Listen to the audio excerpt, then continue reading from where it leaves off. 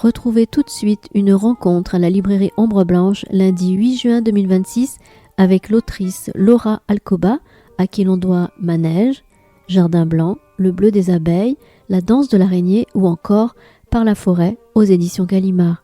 Elle présentait en dialogue avec le libraire Benjamin Lebras Minuit à bord, enquête romanesque, dans lequel la romancière d'origine argentine, en résidence dans l'hôtel paquebot du Belvédère à Cerbère, enquête sur la disparition en 1936 à Buenos Aires des pellicules de Tararira, unique long métrage du poète roumain Benjamin Fondane. Bonne écoute à toutes et à tous.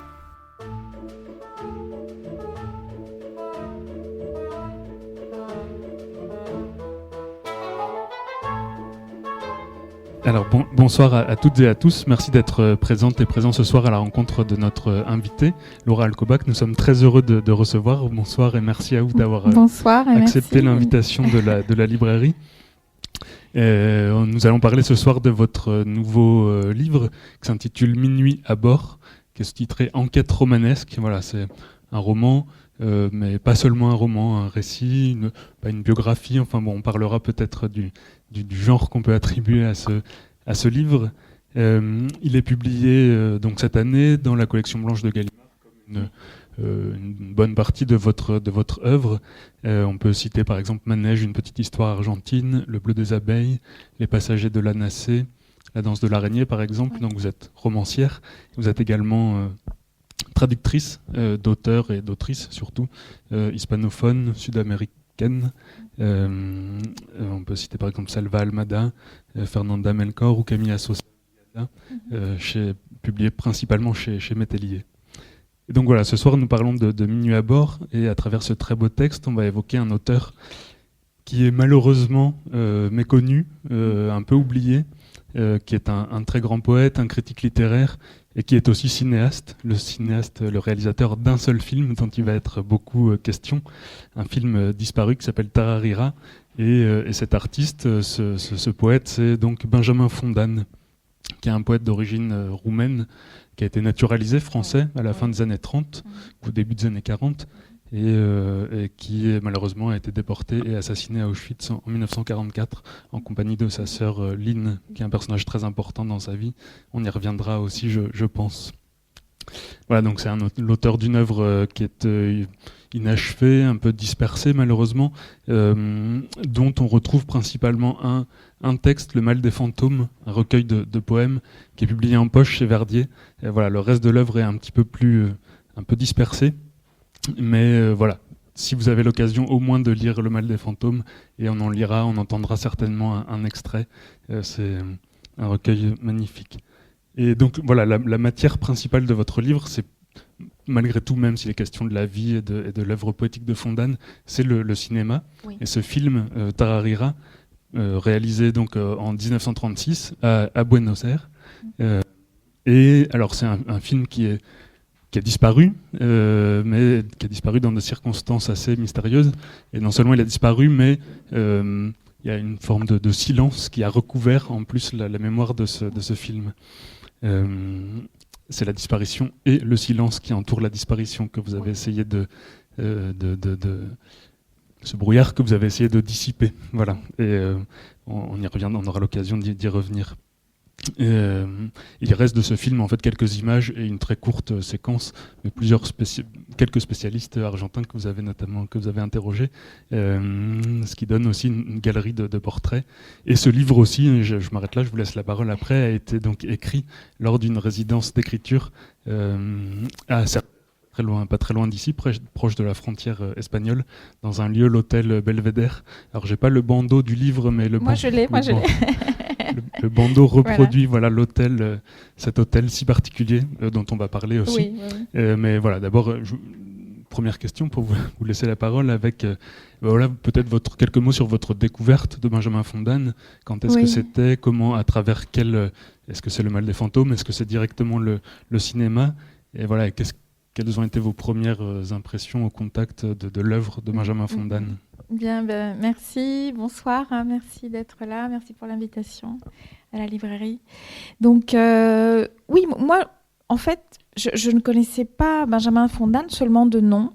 Vous avez dit que c'est un poète méconnu, et au point que moi, personnellement, j'ai fait des études de lettres et de lettres modernes au départ et je ne l'avais jamais lu. Je suis sincère, voilà, c'est assez étonnant d'ailleurs parce que c'est un poète très, très important que je considère aujourd'hui, après l'avoir lu, un des poètes les plus importants du XXe siècle en langue française, de la première moitié du XXe siècle. Mais donc, je suis tombée par hasard sur l'anecdote de ce film que Benjamin Fondane a tourné en Argentine grâce à Victoria Ocampo, qui est une grande mécène très connue de lettres argentines. Donc en fait, c'est en lisant sur Victoria Ocampo que je suis tombée sur cette anecdote. Et je suis arrivée à ce qui est devenu une obsession pendant des années et des années de ma vie, à partir par hasard.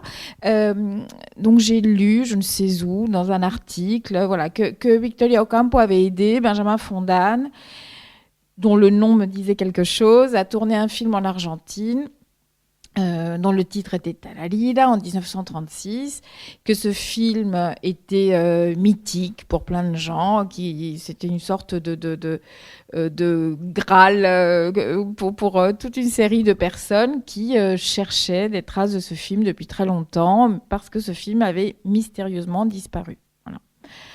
Donc, à partir de cette anecdote, j'ai commencé à m'intéresser vraiment à cette histoire de disparition. Et puis, j'ai ouvert Le Mal des fantômes. Et là, j'étais vraiment éblouie. Parce que c'est un immense, immense, immense recueil. Je pourrais peut-être en lire quelques passages plus tard. Et donc, à partir de là, vraiment, cette histoire est devenue une sorte d'obsession personnelle. Je me suis mise à rassembler des documents, des livres, je sais pas, tout ce que je trouvais, à la fois sur Benjamin Fondane et, c'est vrai, sur cette histoire de film disparu, qui m'intriguait beaucoup. Donc, j'ai rencontré toutes sortes de gens qui en savaient plus que moi, pas mal d'universitaires, pas mal de chercheurs, des universitaires aussi français, pour essayer de d'élucider ou d'avoir des éléments sur cette disparition. Et je me souviens très bien un jour, Olivier Salazar-Ferrer, qui est dans les remerciements du livre et qui a écrit une très belle biographie de Benjamin Fondane, m'a dit, bon, il y a peut-être... C'est lui qui a travaillé pendant très très longtemps sur Talalila, c'est lui qui a réussi à reconstituer les quelques secondes qu'on a du film. Alors, peut-être qu'on y reviendra. Voilà, il y a quelques toutes petites secondes qui ont été reconstituées.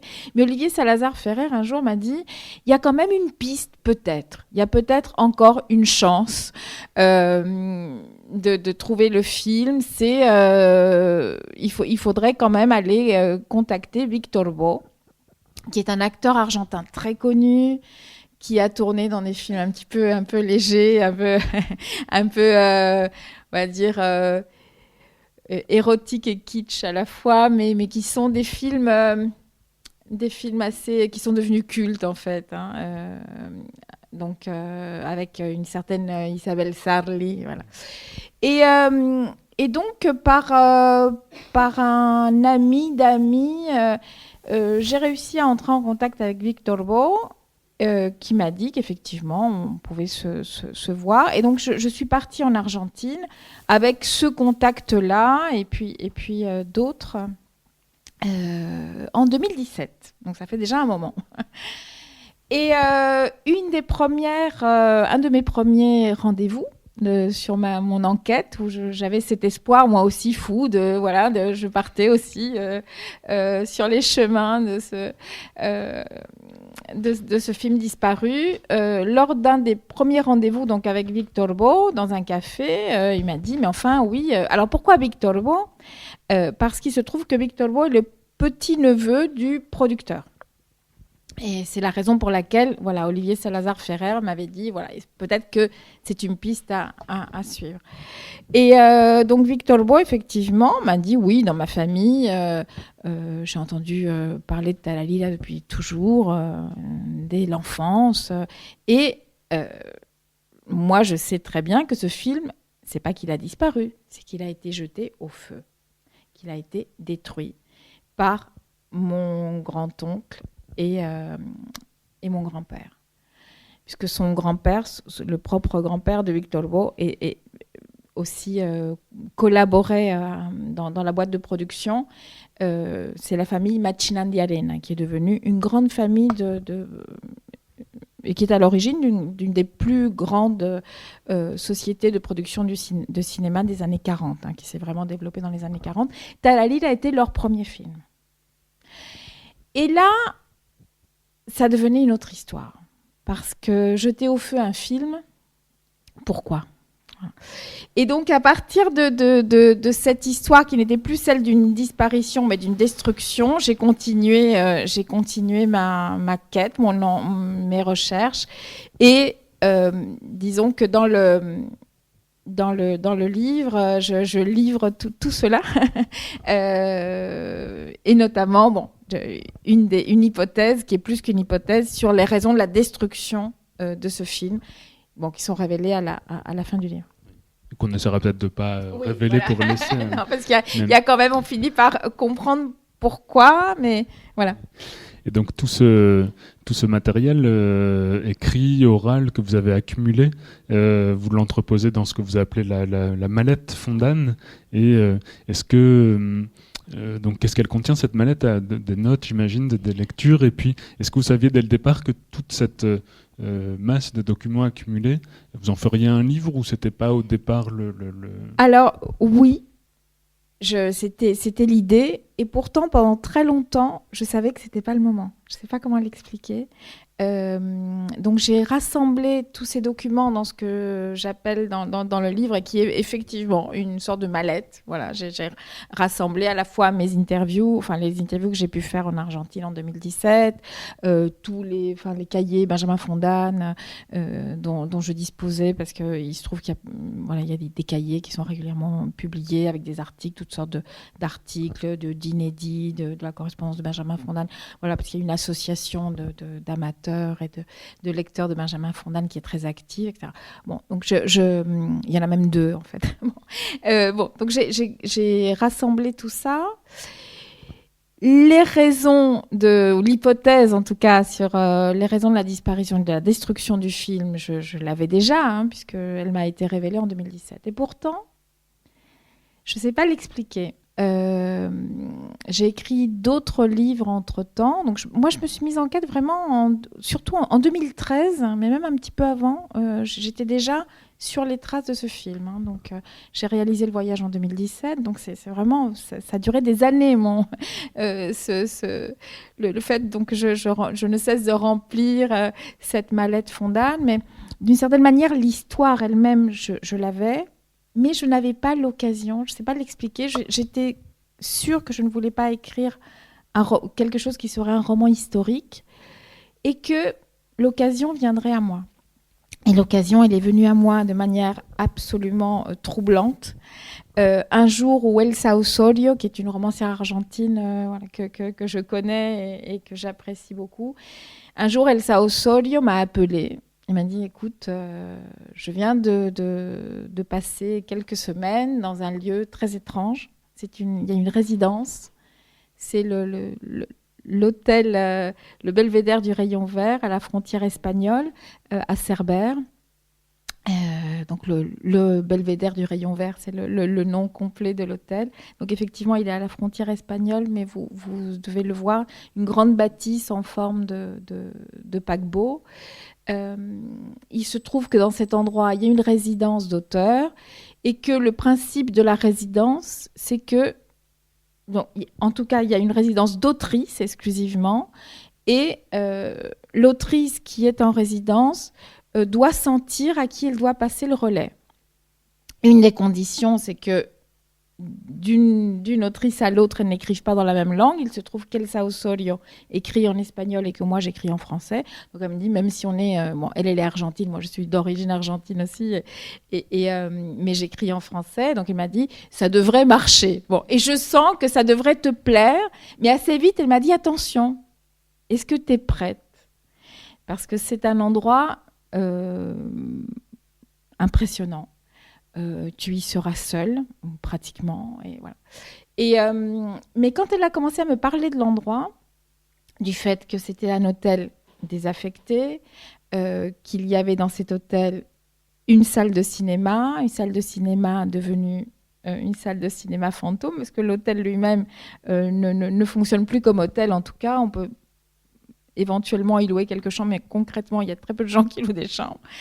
Que cet hôtel en forme de navire, il se trouve que la mer et la traversée de l'océan est très importante dans l'œuvre de Benjamin Fondal, mais dans l'histoire de la disparition de ce film, parce que ce film a été tourné en Argentine, que Benjamin Fondal a traversé l'océan pour aller le tourner. Il avait déjà traversé l'océan une fois pour montrer des films, et puis qu'il espérait traverser ce même océan une troisième fois, parce qu'il était très lucide sur le plan politique et il sentait ce qui montait en Europe.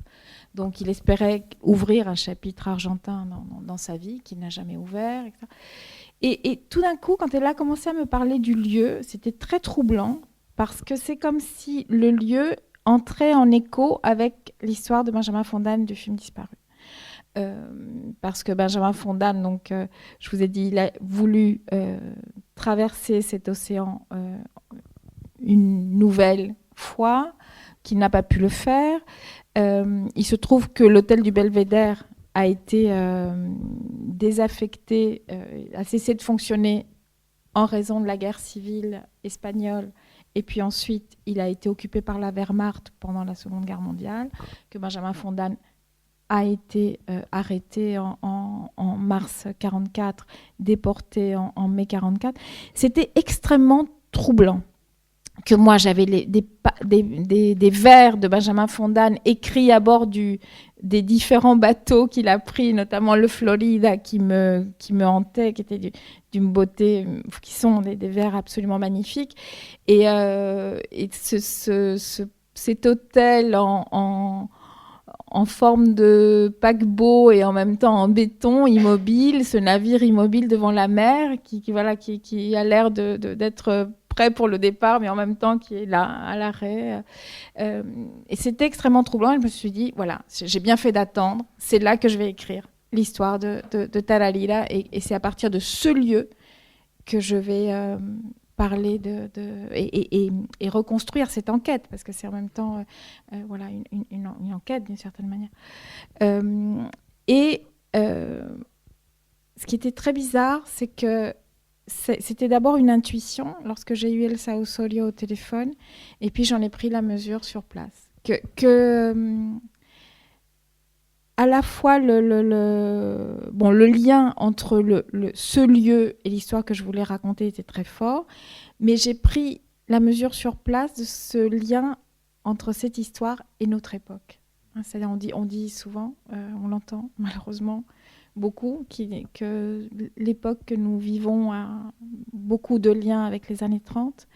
Mais je peux vous dire que j'en ai eu parfois la chair de poule en écrivant à cet endroit, avec si près de cette frontière qui s'est fermée, dans ce lieu qui a quelques encablures, quelques kilomètres à peine de l'endroit où Walter Benjamin a trouvé la mort. Et le lien entre cette histoire et notre époque notre époque à nous m'est apparu très fortement, pas seulement en raison de ces histoires d'exil désiré, d'exil tout soudain devenu impossible, etc., mais aussi parce que, je ne vais pas révéler les raisons de la destruction du film, mais disons que Benjamin Fondal, sa vie a été sacrifiée sur l'autel de l'argent. De la politique et de l'argent, en raison aussi, bien entendu, de ses origines et du fait qu'il était juif. Mais la destruction du film, c'est une sorte de rencontre entre la politique, l'industrie et les gros sous, je dirais. Et ça résonne tellement avec notre époque. Et on reviendra peut-être sur l'hôtel, et puis avant d'entrer peut-être plus avant dans le film lui-même, vous avez dit que Benjamin Fondal est allé en 1936 pour tourner ce film, mais il avait déjà fait une première traversée en 1929. Il était allé à Buenos Aires pour présenter des films. Pour présenter des films qui n'étaient pas les siens. En fait, il n'a tourné qu'un film. C'était un touche-à-tout philosophe. Il a tout un volet philosophique dans son œuvre. Bon, pour moi, essentiellement poète. C'est un immense poète. Mais il s'intéressait au cinéma. Il s'intéressait beaucoup au cinéma en tant que poète. Il pensait que le cinéma était un nouvel art qui avait à voir avec la poésie. Mais le cinéma muet, il a beaucoup regretté le passage au cinéma parlant. Pour lui, c'était un piège pour le cinéma. Il allait devenir industriel et donc l'argent allait tuer pour lui la pureté le cinéma pur qui était pour lui le cinéma muet. Oui. Et donc, en tout cas, oui, là, donc en 1929, invité par Victoria Ocampo, il est parti avec dans ses bagages des films d'avant-garde, mais extrêmement pointus. Notamment, Un chien andalou a été montré à Buenos Aires alors qu'il venait c'est assez troublant, d'ailleurs, ces dates, parce que c'était un film qui venait d'être réalisé et montré pour la première fois en France. Et puis, Entr'acte de René Clair, qui était un film pour lequel il avait une grande admiration, et des films de Germaine Dulac, de Man Ray, etc. Donc avec vraiment du cinéma d'avant-garde surréaliste très très pointu. Et il a donné des conférences et voilà. D'ailleurs, ces conférences ont été publiées dans la revue Sur, qui était la grande revue, je ne sais pas si vous en avez entendu parler, de Victoria Ocampo, qui était cette grande mécène qui a fondé cette revue, qui avait un rayonnement international important dans les années 30, 40, par la suite aussi. Et voilà, donc ça, premier voyage en 1939, et ensuite le second, 1936. 29, oui. Et justement, on pourra revenir peut-être sur le cinéma, notamment sur effectivement l'aspect muet parlant, parce que pour lui, le parlant, c'est pas seulement une dégradation du cinéma, c'est vraiment, il dit à un moment, je crois, un art aussi jeune et déjà mort. Oui. Enfin, pour lui, le parlant, c'est vraiment ça signifie la fin du cinéma. Et donc le second voyage en 36.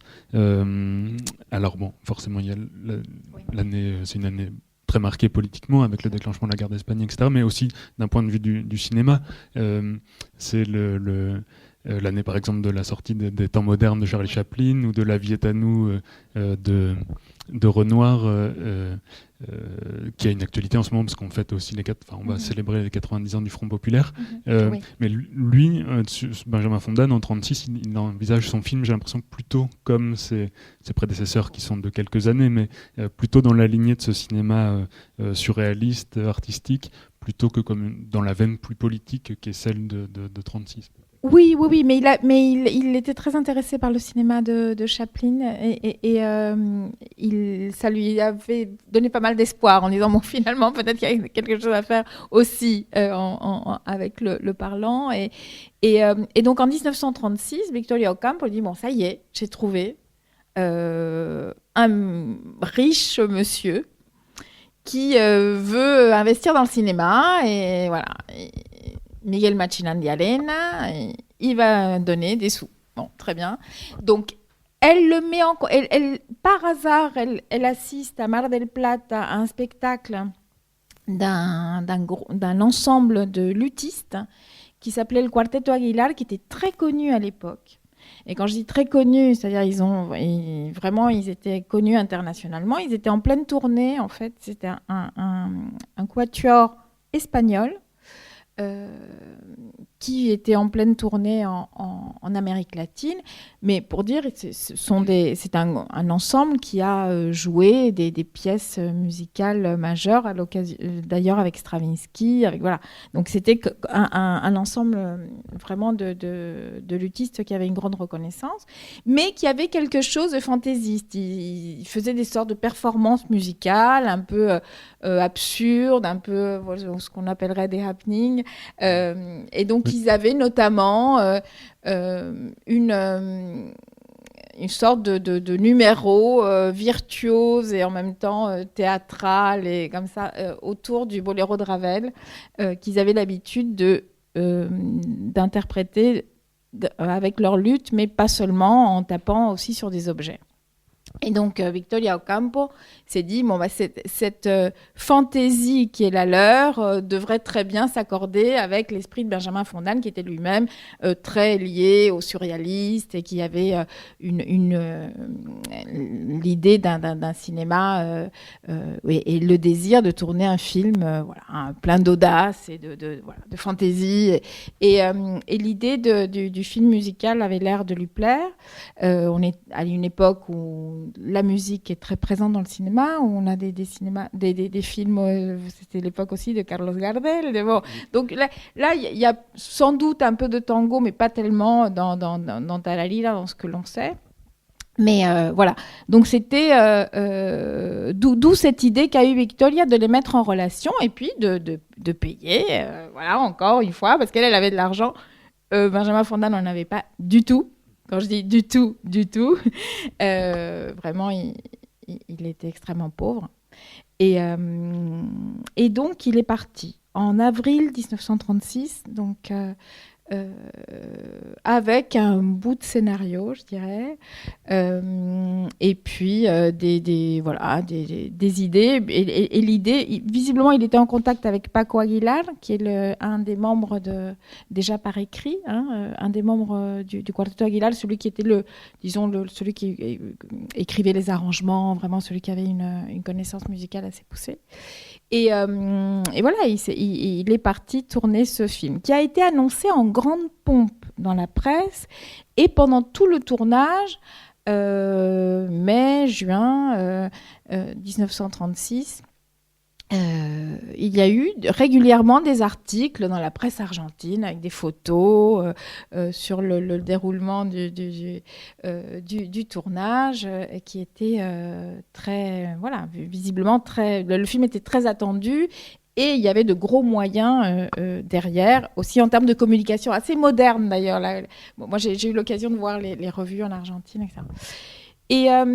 Et donc, il a tourné ce film dans lequel, effectivement, on sait, grâce à une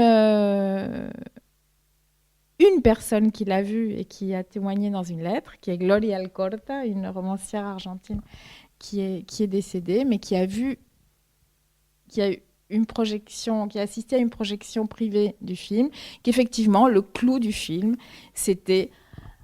le moment où El Quarteto Aguilar interprétait le boléro de Ravel, donc dans le film de Benjamin Fondan, dans un salon bourgeois qu'il détruisait pour dénoncer une société où l'art n'est plus. Et donc, ils détruisent ce salon bourgeois où on laisse jouer les personnages, on les invite un peu par pitié, mais en fait, personne ne les écoute. Et donc, ils se vengent en interprétant le boléro de Ravel et en fracassant tout autour d'eux. Donc là, on a quelques images, d'ailleurs, quelques photos.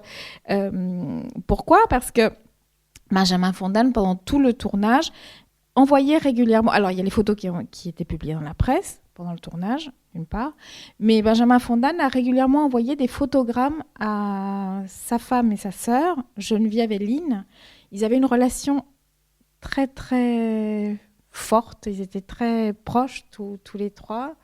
Ils vivaient dans un tout petit appartement dans le 5e arrondissement à Paris. On aura peut-être l'occasion d'y revenir. Et régulièrement, il a envoyé des photos de son travail.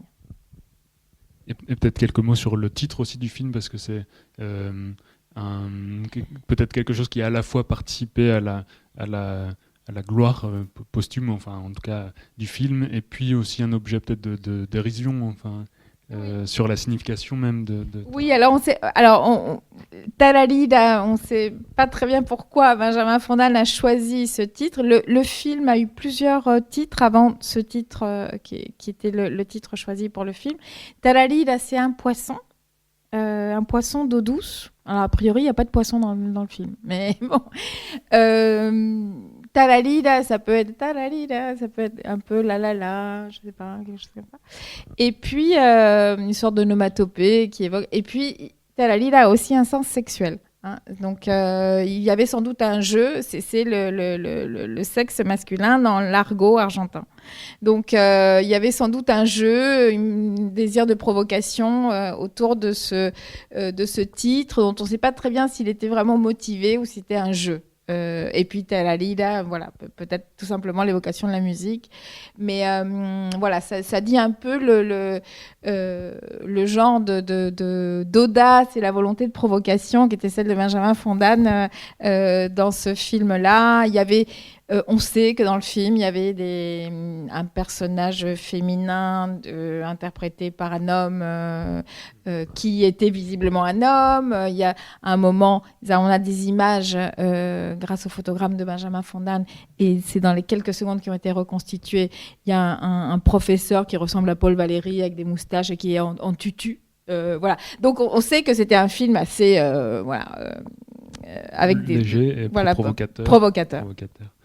Et quelques mots peut-être sur cette fameuse séance de 1937, peut-être la seule projection publique du film. Donc vous avez retrouvé, donc il y a un témoin, une lettre, mais on se demande même parfois si cette séance a réellement eu lieu ou si c'est aussi peut-être quelque chose qui est lié au mythe autour du film. Non, je pense que cette séance a eu lieu parce que Gloria Alcorta est très catégorique, qu'elle a assisté à une séance dans une association qui s'appelle Amigos del Arte et que c'était une séance privée destinée à un tout petit cercle d'amis autour de Machinandi di Arena. Et ce qui est très intéressant, parce que une des hypothèses à un moment, c'est de dire le film il n'était pas bon et voilà, il a été détruit. Et en fait, non. Elle dit le film était vraiment un chef-d'œuvre. Alors, est-ce qu'elle a...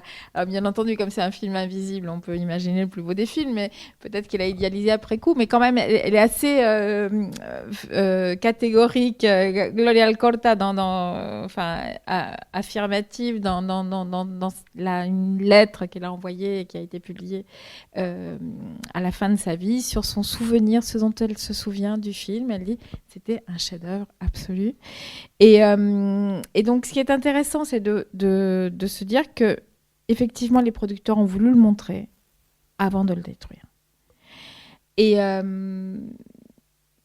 la destruction, voilà, je vous en dis pas plus, mais pour moi, la destruction est quelque chose de très fort, les raisons de la destruction.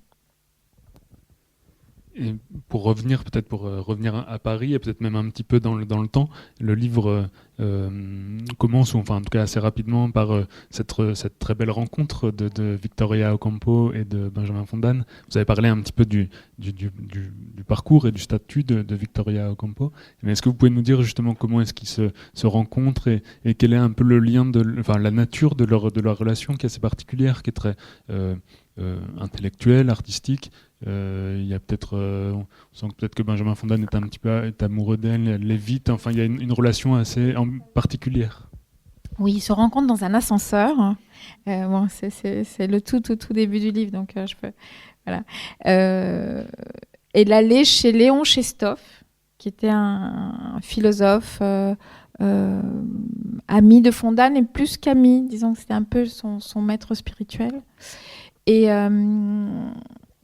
Et Benjamin Fondane allait chez lui et Victoria Ocampo se rendait chez Chestov avec Ortega y Gasset, qui était un philosophe espagnol qu'elle connaissait aussi. Et voilà, donc ils se sont rencontrés chez Léon Chestov, et on a des témoignages, enfin des traces de cette rencontre, à la fois dans les textes de Victoria Ocampo et dans les écrits de Fondane. Et là, immédiatement, elle était très intuitive. Victoria, elle sentait quels étaient les artistes qui avaient quelque chose qu'il fallait écouter. Et elle ne s'intéressait pas encore au cinéma. Et c'est Benjamin Fondane qui lui a révélé d'une certaine manière qu'il se passait quelque chose d'important artistiquement dans le cinéma auquel elle ne s'était pas intéressée avant. lors de cette première rencontre, ce qui est très touchant dans le livre, c'est que elle sent immédiatement que c'est un poète, comme si c'était marqué presque sur sa figure ou sur son. C'est un poète. Et donc, peut-être pour en revenir aussi un petit peu à ses non pas à ses origines, mais à son parcours. Enfin, donc, il est né en Roumanie, a grandi en Roumanie, dans une famille plutôt aisée, bourgeoise. Et ce qui est très frappant, vous citez un petit peu la correspondance, notamment avec ses sœurs. Une famille qui est très soudée et très liée par l'amour. Enfin, il y a quelque chose, un amour qui est quasiment palpable et qui se dit, qui s'échange sans pudeur, ou en tout cas sans se cacher. Oui. Et puis, l'importance de la relation amoureuse, je dirais, et de l'amour au sens large, à la fois entre Benjamin Fondan et sa femme et Benjamin Fondan et sa sœur, est quelque chose de très important dans le livre et dans le destin de Benjamin Fondan. Donc, ils avaient une relation familiale extrêmement puissante. Moi, j'ai travaillé pas mal sur les lettres, etc. Il y en a des éclats. Je crois que les lettres d'amour les plus belles que j'ai lues de ma vie sont les lettres de Geneviève à Benjamin, de sa femme, là, pour le coup, à Benjamin Fondan. C'était un personnage très fort. Geneviève, elle avait l'habitude de signer ou de dire dans ses lettres « Je ne suis pas ta femme, je suis ton femme ». Donc voilà, c'est un personnage assez frappant. Donc l'amour est très important. Mais pourquoi je dis que l'amour est très important aussi dans l'histoire de Benjamin Fondan et son destin? C'est que, voilà, donc 1936, Benjamin Fondan rentre à Paris. Il a l'idée de montrer le livre à Paris et de partir en exil. Il a laissé tout l'argent qu'il a gagné à Buenos Aires. Tout l'argent qu'il a gagné avec son film. Parce qu'en fait, il voulait partir en exil avec sa femme et sa sœur. Et d'ailleurs, il avait tout prévu. Il y avait des chéquiers. Voilà, ils avaient chacune, la femme, la sœur, Lynn, Geneviève et lui, des chéquiers, avec la signature de chacune de ces 3 personnes. Donc, son idée, c'était de montrer son film à Paris et puis de préparer son exil. Donc ça, on en a la trace dans la correspondance de Benjamin Fondan et de Lynn avec la famille, restée en Roumanie, etc. Parce qu'il était d'une grande plan politique. Et continuer peut-être, à la fois à écrire et puis à tourner peut-être des films en Argentine. Et puis, peu à peu, les producteurs, ils donnent plus de nouvelles, quoi. Donc, il écrit et il reçoit pas il n'a pas de réponse, ou ils ont l'air fuyants. Je dis les producteurs, mais c'est surtout Miguel Machín de Arena et son frère, qui est le grand-père du fameux Victor Hugo, Silvestre Machín de Arena. Et puis les années passent, 37, 38, 39. Il comprend qu'il se passe quelque chose de pas clair. Il a de gros doutes déjà sur la sortie du film, mais bon, il ne se doute pas de la destruction. 1939, en juin 1939, Victoria Ocampo et Benjamin Fondan se voient pour la dernière fois devant l'escalier, un escalier qui a un rôle important dans le livre en forme de losange, qui est au pied, devant la rue Rollin, l'escalier fleuri de la rue Rollin, qui est un escalier en forme de losange qui a un rôle dans le livre, parce que pour moi, il symbolise le fait que parfois on se sépare et on se retrouve toujours au bas des marches. Juin 1939, Victoria dépose Benjamin au pied de cet escalier et Benjamin dit « Attendez, Victoria, j'ai quelque chose pour vous ». Il monte l'escalier et puis dans son appartement, et il redescend avec un paquet. C'est le manuscrit sur lequel il est en train de travailler à partir de ses échanges et de sa correspondance avec Chestov et de ses entretiens. Et il y a dessus un mot qui est en cas de mort, j'autorise Victoria Ocampo à faire ce qu'elle croira bon de ce manuscrit. Et Victoria se tourne vers Benjamin Fondan. Je peux le dire parce que c'est raconté. Bon, c'est dans le livre, mais c'est raconté à la fois par Victoria Ocampo et par Benjamin Fondan, cette scène. Et Victoria dit à Benjamin, mais enfin, pourquoi autant de cette gravité en cas de mort? Et Victoria dit, mais vous croyez à la guerre? Benjamin Fondane lui dit, non seulement je crois à la guerre, mais j'ai un sinistre pressentiment, je crois que nous ne nous verrons plus jamais. Et cet échange, il va en être question par la suite, une fois que la guerre sera là, pleinement, dans la correspondance qu'il va continuer à avoir avec Victoria Ocampo. Benjamin Fondane va dire à Victoria, vous vous souvenez, lorsque nous étions au pied de l'escalier et que vous m'avez dit, enfin Benjamin, vous croyez vraiment à la guerre? Et maintenant, Victoria, vous y croyez vraiment? Voilà, on est déjà en 40, 41, quand il écrit cela. Et donc, je peux dire, le piège de la guerre se referme sur Benjamin. Il se referme sur Benjamin, mais... Et bien entendu, la destruction de ce film et le fait qu'il ne soit jamais sorti, qu'il n'ait jamais pu... en plus, il n'avait vraiment pas d'argent. Hein. C'est-à-dire qu'il attendait vraiment montrer le film à Paris, pouvoir partir et vivre en Argentine avec l'argent qu'il avait laissé là-bas. Le piège de la guerre se referme sur lui, mais pendant très longtemps, ils ont tous les trois, Geneviève, Lynn et Benjamin, réussi à tenir le coup à Paris, sous l'occupation, jusqu'en mars 1944. En mars 1944, il se fait arrêter avec Lynn. Geneviève n'était pas juive. Donc lui, il était français par son mariage avec Geneviève. Geneviève était aryenne, d'après les registres. Donc il est arrêté avec Lynn. On pense dénoncé par leur concierge, la concierge de leur immeuble. Ça, c'est ce que on en est presque sûr. Et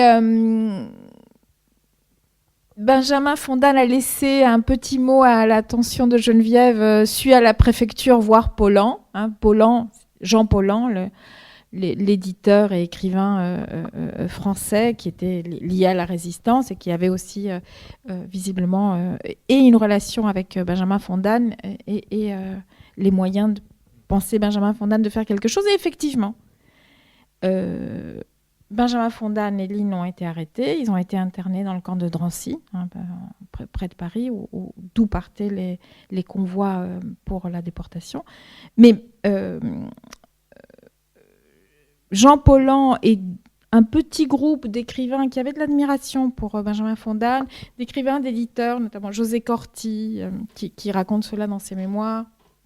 Et donc, c'est un éditeur, José Corti, et puis un petit groupe d'écrivains qui avaient de l'admiration pour l'œuvre de Benjamin Fondane, ont réussi à obtenir la libération de Benjamin Fondane. Ils pouvaient quitter Drancy, mais pas Lynn. Lynn ne pouvait pas être libérée parce qu'elle était juive roumaine. Et donc, l'autorisation pour la libération était attribuée à Benjamin Fondane, mais pas à sa sœur. Et Benjamin Fondane a refusé de quitter sa sœur. Donc, ils ont été déportés ensemble. Et c'est pour cela que la relation, leur relation, l'intensité de leur lien, à tous les trois, est très importante dans le livre.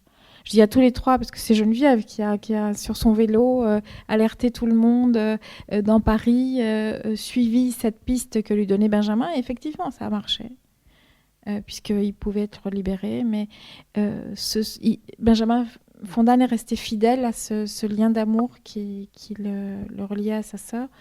Donc c'est une histoire tragique, c'est aussi une histoire d'une grande beauté. Parce que rester fidèle à certains liens d'amour, c'est parfois ce qui nous fait, voilà, ce qui fait qu'on reste humain, et tout cela est bien entendu étroitement dans un lien très étroit avec la disparition du film, parce que si Benjamin Fondane avait pu partir comme il l'espérait, si le film était sorti comme il l'espérait, enfin voilà. Donc bon, je ne vais pas dire les raisons de la destruction du film, mais cette sinistre histoire d'argent et de politique est à l'origine du fait qu'il a été sacrifié, et Éline aussi. Oui, de la destruction du film, en ce sens, c'est une tragédie, non pas pour l'histoire du cinéma, mais plutôt pour la vie même de Benjamin Fondan. Enfin, Oui, et puis ça pour l'histoire du cinéma aussi, parce que moi je suis aussi convaincue que c'était un chef-d'œuvre. Bon, mais bon, forcément, c'est un film invisible, mais les images qu'on en a sont d'une grande beauté. On peut les trouver. Il y a un tout petit film qu'on peut voir sur YouTube qui reconstitue quelques secondes de ce film disparu. Et comme je disais,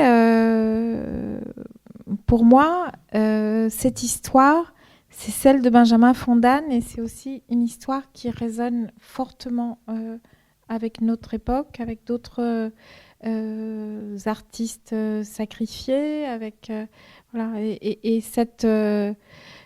ce que la politique et l'argent et les raisons exclusivement voilà, ces gros sous, disons, quand ils rejoignent la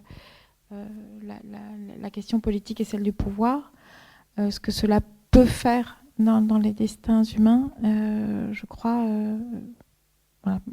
Moi, chaque jour, j'ai l'impression que ça parle d'aujourd'hui aussi. Et l'idée qui traverse le livre, c'est aussi que le fantôme de Benjamin Fondan a quelque chose à nous dire, un message à nous transmettre. Et donc les fantômes, effectivement, il en est question dans son recueil, alors en tout cas dans le titre de son recueil le plus connu, et peut-être en fait le seul poème édité, Le mal des fantômes, qui est aussi constitué de tout ce que vous avez dit sur la tragédie, la lucidité face à l'histoire, face aux catastrophes de l'histoire, cette lucidité qui est effectivement compensée, ou en tout cas vécue aussi par soutenu par ce très grand amour, une forme même de confiance dans l'humanité malgré tout, dans les liens. Enfin, c'est aussi pour ça que ce texte est très beau, et qu'il est effectivement aussi encore d'actualité. Moi, effectivement, je l'ai découvert il y a une dizaine d'années, et j'ai eu l'impression de quelqu'un de proche finalement qui me parle. Peut-être vous pouvez en lire un extrait pour que... De Benjamin Fondan. Peut-être, oui, du mal des fantômes, si vous... Je vais lire un extrait. Donc, Benjamin Fondan, quand il était en mer, il écrivait beaucoup. Ses traversées pour aller en Argentine à 2 reprises ont été il a été particulièrement productif. Et il a écrit un très très long poème qui s'appelle Ulysse, qui est une œuvre vraiment extraordinaire, divisée en chants. Alors Ulysse, pour lui, c'était à la fois la figure mythologique, c'était le peuple juif, c'était l'humanité, en errance. Un peu Et donc là, c'est le chant 10 d'Ulysse, chanson de l'émigrant. Amer le goût de notre sort, à quoi servent sanglots et plaintes? Pour le pain dur d'un passeport, on a pris nos empreintes. Mon père couché sous la terre jusqu'à l'heure du jugement, pourquoi as-tu peur que je meure? Pourquoi ai-je peur du vivant? Nous ne parlons aucune langue, nous ne sommes d'aucun pays, notre terre c'est ce qui tangue, notre havre c'est le roulis. Marchand d'appétit, vieille rosse, me voici assis sur un sac, le ciel du côté de mon gosse et moi du côté du ressac. Parmi le cuir fin des oranges, parmi des massacres d'oignons, je touche, absurde compagnon, aux grandes patries étranges. Comme tu fonds dans mon gosier, sanglot du tropique, ni prier, ni crier sur la grande route maléfique. De Kiev, d'Irkoutsk, de Varsovie, pour Sao Paulo, pour Lima, mon Dieu, quelle chienne de vie, traînée de climat en climat. Et quelle amertume, ô délice, que de glisser l'esprit à jeun, sans matière, comme un parfum entre les doigts de la police. Rameurs d'une vieille fiction, quand donc finira le périple? Nous naviguons dans le multiple pays de la malédiction. Ô mer cruelle, existence, quelle louve pour ces petits eut plus de verre dans la panse et moins de lait dedans ses pies. Sur ce maigre bateau fantôme qui est à lui-même son port, quelle longue java que l'homme sur l'accordéon de la mort. Que vienne la fin de ce monde, puisse-t-elle fermer nos yeux, mener toute seule la ronde, étoile qui êtes aux cieux. Sommes-nous nés sur une route qui avance et ne finit pas, afin de casser notre croûte entre la terre et l'au-delà? Et sommes-nous partis de l'Olt, du Dniepr et de Crimée, afin de te porter révolte jusqu'aux entrailles du Créé? Mon père, couché sous la terre, les yeux ouverts dans le tombeau, sais-tu qu'on est mieux sous ta pierre? Ici, la terre est toute d'eau. On a pris nos empreintes sur toute la terre et plus loin. À quoi servent sanglots et plaintes? La route marche et ne finit point. Merci beaucoup, c'est un peu difficile de reprendre la parole après ça. En tout cas, encore une fois, je vous invite, si vous n'avez pas encore lu Le Mal des fantômes, à le faire. Et puis aussi, effectivement, la correspondance de Benjamin Fondane qui est disponible en partie. Et puis, c'est vrai qu'il a aussi une activité donc, philosophique, vous l'avez dit, avec, en compagnie ou sous la tutelle de Léon Chestov. Et puis, il a écrit aussi sur la poésie française. Il a publié un essai sur Rimbaud, sur Baudelaire. Voilà, donc je vous invite à lire ce poète malheureusement oublié. Et peut-être est-ce que je lis un tout petit bout de Minuit à bord? Justement, ça va faire écho à ce que je viens de lire. On est dans la traversée de 1936. Il va tourner son film. Là, au milieu de l'océan, sur ce bateau qui tangue, Benjamin se sent vide. Il pense à ce costume dans ses bagages, coupé et cousu par Line, au travail de Viève à la compagnie d'assurance Abeille où ils se sont connus, où il trime toujours à remplir des paperasses, des bordereaux, des machins. À quoi bon? Ah, mes chères petites. À bord du Florida, il y a aussi une autre voix qui le hante. Or, on pourrait dire que lorsque cette voix s'éveille, c'est pour l'inciter à poursuivre l'écriture d'une sorte de scénario. Mais ce n'est pas de cinéma qu'il s'agit. Chaque fois qu'il reprend cette histoire-là, à mesure qu'il la réécrit et la peaufine, que ses contours se précisent, il comprend qu'elle ressemble à celle de sa propre vie. À bord de ce bateau, il en reprend la trame. Chaque fois qu'il est en mer, en fait. Lors de sa première traversée de l'Atlantique, en 1929 déjà, ça l'avait également pris en plein milieu de l'océan. Comme un besoin soudain de passer sa main sur une vitre embuée. Chaque fois qu'il est en mer, il passe et repasse sa main sur la surface d'un hublot imaginaire. Il colle son nez contre la vitre, plisse les yeux et voit loin, très loin. Il saisit un peu mieux ce qui se prépare, ce qui l'attend. Alors il reprend son histoire, il la remodèle plus précisément que la fois précédente. Il en élucide les contours. Cette histoire-là est celle des errances d'Ulysse, et aussi la sienne. Benjamin se voit en Ulysse, et il comprend que si l'histoire de ce héros grec est celle de sa propre vie, elle ressemble à celle de beaucoup d'autres aussi, de tant d'autres. En cet avril 1936, il pressent plus précisément encore qu'en 1929 ce qui approche. Peut-être lui fallait-il s'éloigner de l'Europe pour mieux le percevoir. C'est souvent ainsi. On voit mieux une terre lorsqu'on s'en éloigne, lorsqu'on la quitte, lorsqu'on l'observe depuis la rive d'en face. Et c'est ce qui se passe pour lui quand il se retrouve au milieu de l'océan.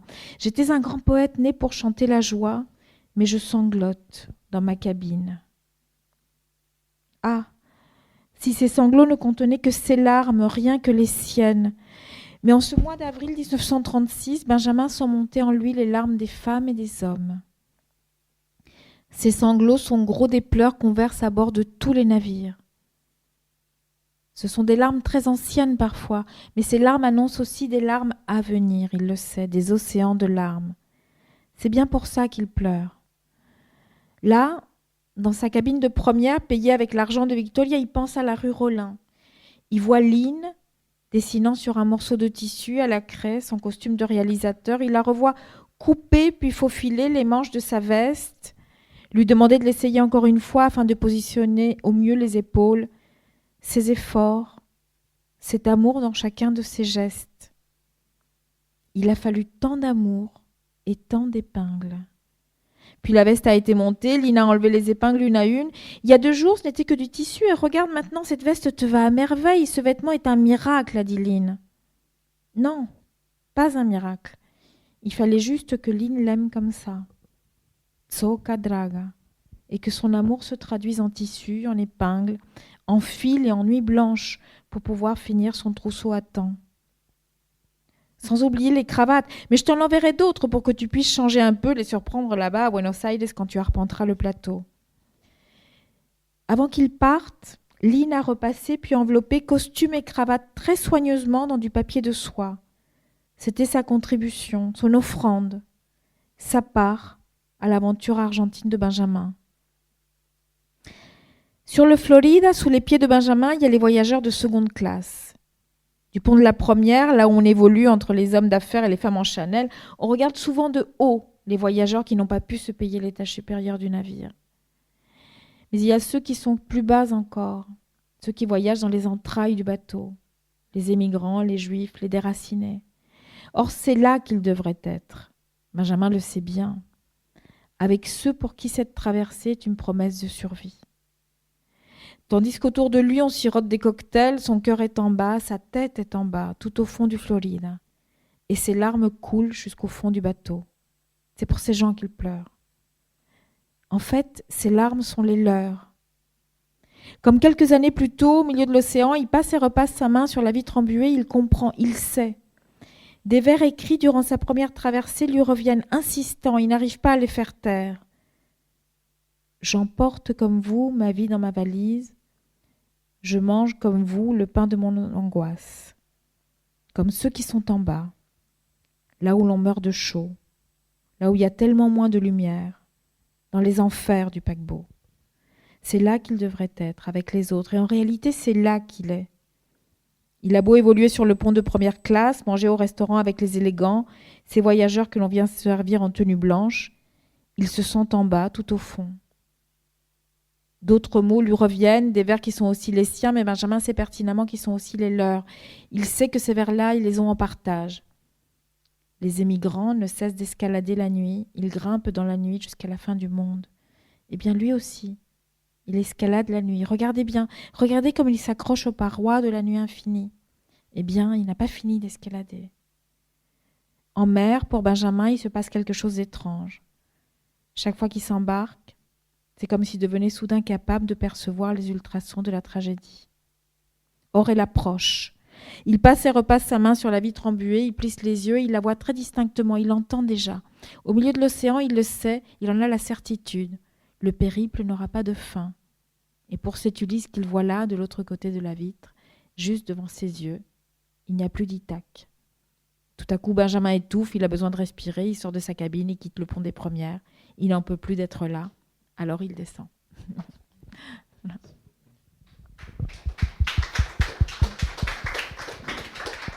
Il va descendre, il va rencontrer quelqu'un. Voilà, ça continue. Voilà. Voilà, on peut pas tout... Justement pour une question un peu plus anecdotique et ludique, mais sur cette enquête autour de ce film, est-ce que vous pensiez ou vous pensez qu'un jour il sera peut-être retrouvé? Est-ce qu'il y a quand même ça au fond qui tient un peu d'espoir dans le destin de ce film en tout cas? Je sais pas, je sais pas pour tout dire. Victor Hugo est catégorique, hein, il est formel.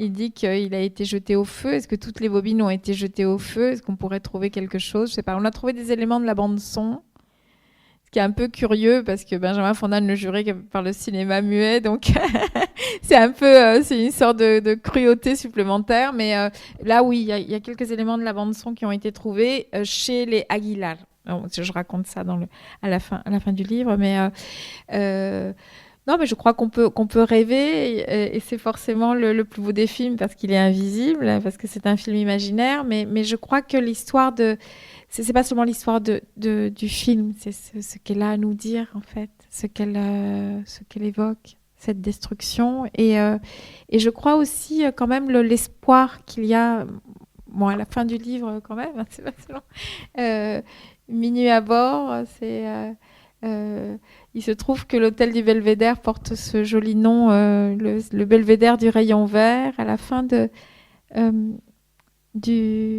livre, il y a l'évocation de ce rayon vert sur la mer, là où j'ai écrit ce livre, et qui, pour moi, vient rejoindre le message qui est un message aussi d'amour, je crois, de dignité, dont l'œuvre de Fondane est porteuse. On l'entend beaucoup. Et puis ce geste absolument incroyable qu'il a eu, qui est à l'origine de son